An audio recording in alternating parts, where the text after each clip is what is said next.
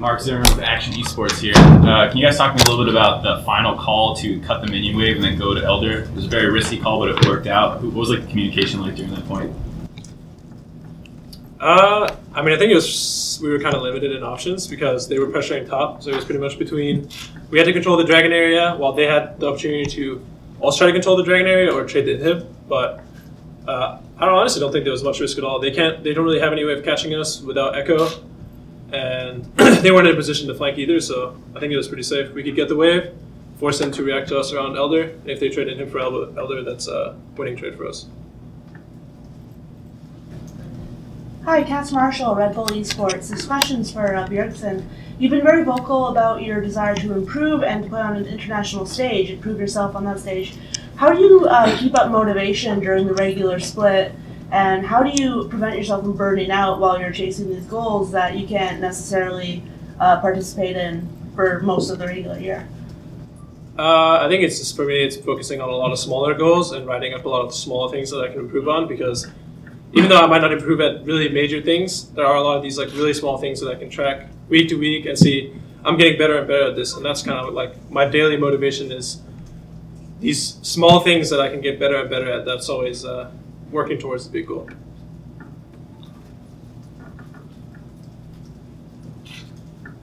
Travis Gafford with Yahoo Esports. Earlier today, Riot Games made the controversial decision to release a pigeon into the arena as a hazard. It was flying around yesterday, it was flying around today. Did you guys get any interaction with that? Because yesterday all the players brought that up in interviews, I guess. I didn't notice the pigeon at all. No pigeon for you guys? I just noticed it flying. I thought it was like a bug. I was like, whoa. And then it was no, there was an actual bug too. Like, the bug was like, it was the bug. Yeah.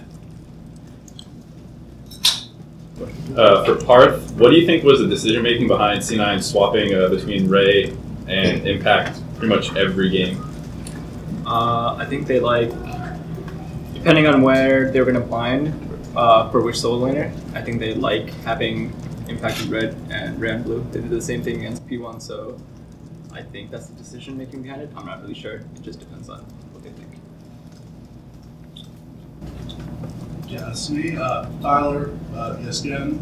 This is for all of you. NA has a reputation for losing to wildcard teams at MSI. Well, certain NA teams, not necessarily you.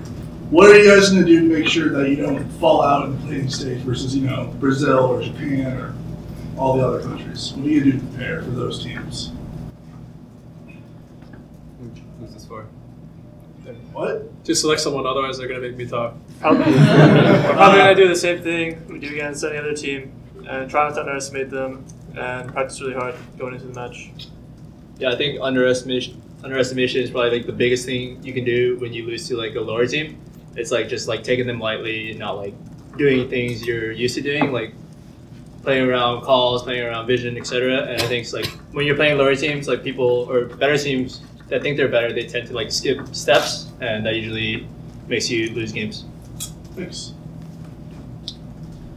So this question's for Biofrost. You've had a long, well, not a long career, but you've had some stages of development where you played with Double Lift, now you're playing with Wild Turtle, and now you've started to come into your own, and, you know, we heard fans cheering for you down there. I'm wondering how you've adjusted to becoming a more independent player and finding your feet with TSM, and how you feel about your play now and your goals for the future based off that. In the first split, when I played with TSM, I was just really excited to be there, and Peter, he helped me a lot with his playbook as well as what to do around bottom lane. I think after I switched and went with Turtle, I had to also learn how to play with like a new AD carry. So there was that transition period, and I think Turtle and I have gotten a lot better since we first played. And we just try to improve on like a lot of small things that people don't necessarily see. Of course, there's also the obvious ones, and we just want to become the best that we can. King Lamb, LoL Esports. This question's for Bjergsen. In game 4, you got camped pretty hard. You ended up dying as much in that game as like the other 4 combined. As one of TSM's leaders, and you've been there forever, how did you manage to reset your mentality going into the 5th match? I didn't really have an issue resetting my mindset. I think it was mostly off of they had pressure in pretty much every single lane, and they were continuously translating into mid, and I was often dying for trying to defend the mid tower. So I don't see it as me like just having a game where I'm feeding. It's just overall as a team, we're losing pressure, and they're making the first play. So it was mostly just trying to avoid being in a similar situation in kind of pick ban or the champions where they're able to translate that pressure to mid continuously, and me playing a champion that's so easy to make plays on. So I don't know, that game just went out of my mind as soon as I walked off that stage. It didn't really, I'm not gonna tilt on stage, no way. I'm Andrew Kim from Slingshotesports. I want to ask you guys a question on the MSI stage. You're going to go to Brazil. It's going to be really, really long compared to last time. There's going to be a playing stage, and it seems like there's going to be a very short amount of time when it comes to practicing for the coming summer split. So I want to ask one of you guys' opinions on what do you think about the fact that you're being really, really chased for time in terms of preparation for the live patch, and how you think you're going to adjust yourself to match up for the rest of the region that didn't have that time lost in between. I guess part of this. So this is for leading up to MSI or after MSI? No, after MSI. Yeah, so I think it's a really strange decision to have MSI be this long, because we're gonna be right after finals in 2 or 3 days. We're gonna be leaving and going to MSI, and assuming we're there for the entire time, I think that ends on May 21st, and then 2 weeks after that is when summer starts. So I think at least in the future, something could be remedied where either they shorten MSI or they live maybe like a longer period of time between the next season start, or they have like a bye week for the team that went to MSI. I think, like CLG said last year, they were really disadvantaged by going there because they didn't have any time to rest, and summer is such a long process from season to playoffs to Worlds. I think we've already sort of determined that after MSI, we're going to take a week and a half off, and even if we are somewhat rusty coming into summer, hopefully that won't hinder us too much, and we're just going to sort of take it slowly coming into the beginning of summer and hopefully build up momentum towards the end. Yeah, Tim Seven News and Oracle's Look. So the question first, that's Darren. In Game 5s in series, we often see teams play very conservatively and cautiously. You don't want to make the mistake that kind of throws the game in the series. This game we saw the complete opposite. Everybody was pulling the trigger on, it seemed like, every play opportunity. Is that something you guys talked about and prepared going in and you wanted to do, or is it just kind of the way it played out? I mean, after the game 4 where we just got completely smashed, we just had like a talk that next game we're just not going to be passive. We're still going to try to win our lanes, and yeah, I just don't want to sit back and get shit on like we did in the game before. So yeah, just still making aggressive calls and try to do stuff. This is Jake Lee from Invent Global, and I have a question for Sebastian. Your jungling playstyle is pretty aggressive, whereas Contracts usually tries to cover up your teammates, so you two have played very differently. So I was wondering like, how you prepared against Contracts playstyle, or whether you just try to play with your opponent's playstyle as well.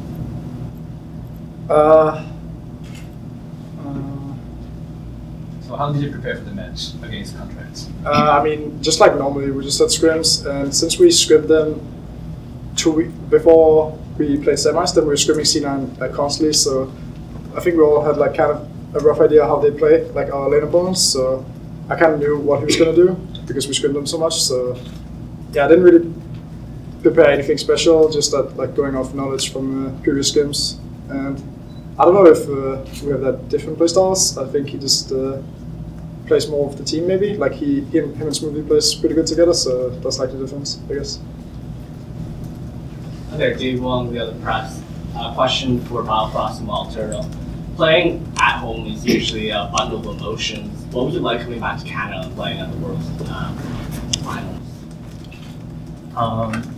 Playing in Toronto in the summer was a really awesome experience. I went to university there, so there was a lot of emotions there, but playing in Vancouver is different altogether because I grew up here and have a lot of friends that came here. My family was also here, so having those emotions is good, and just being able to channel them in a positive way and having it as like a catalyst for a better performance is usually a pivotal way to play better. And it's just being able to have a mindset that is healthy and not getting like ahead of yourself by getting too emotional.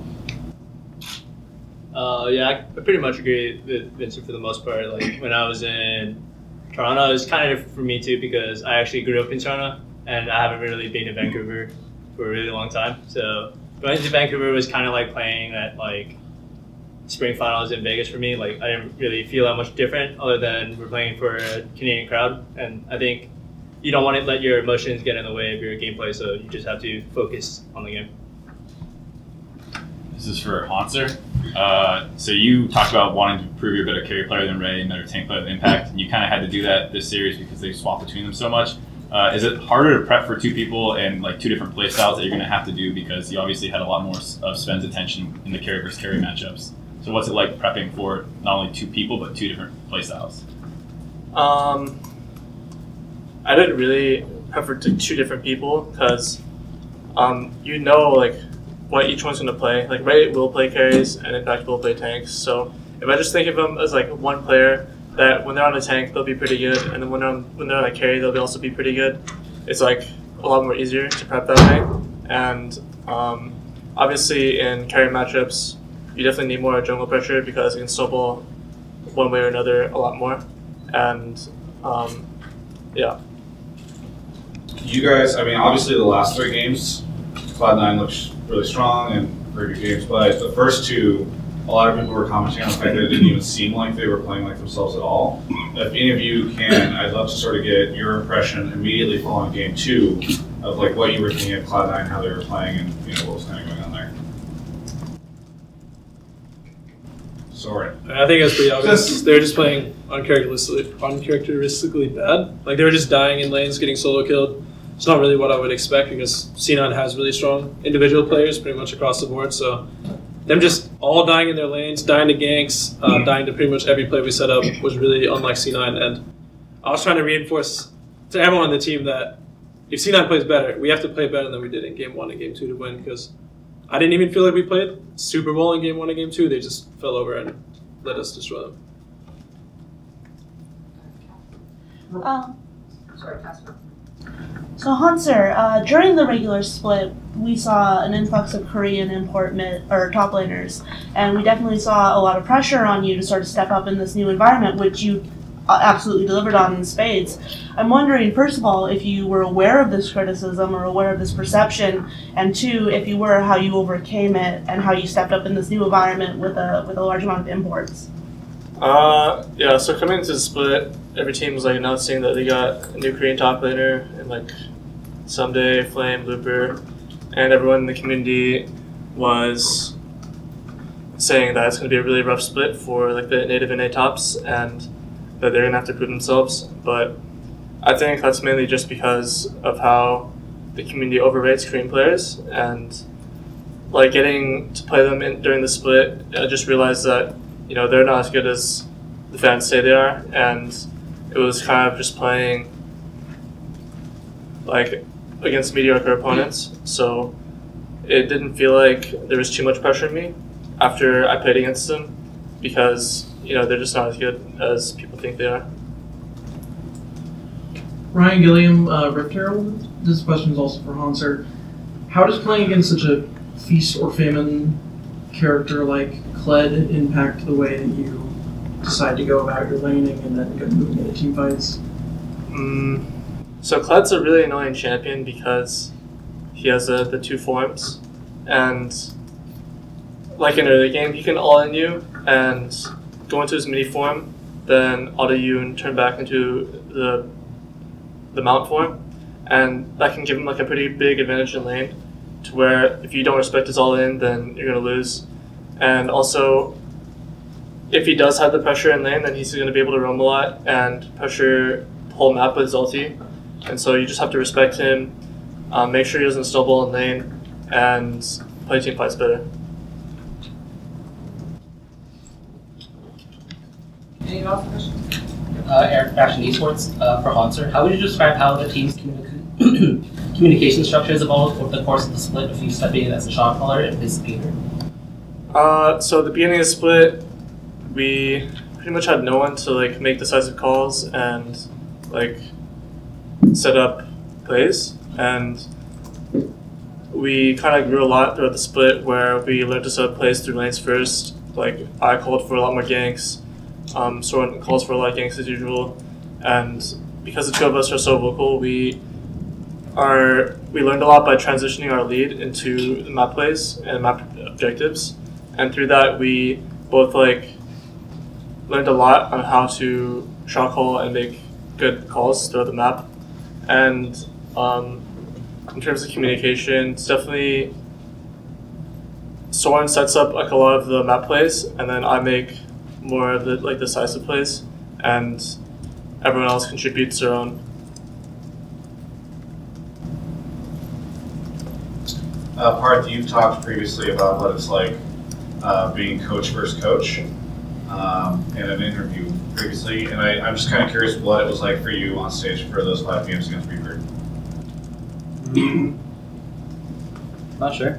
I think we had a pretty good, like we spent a lot of time preparing for Cloud9, and it's also hard because you not only have to prepare for like one team, you also have to prepare for what player they're going to play on which side, because it determines which like laner they're going to try to focus on or what they're going to try to blind. And so I think yesterday night we just grinded out a lot of scenarios and we talked through a lot of what we wanted to do. So the first 2 games were pretty standard in terms of what we expected them to do, what we did.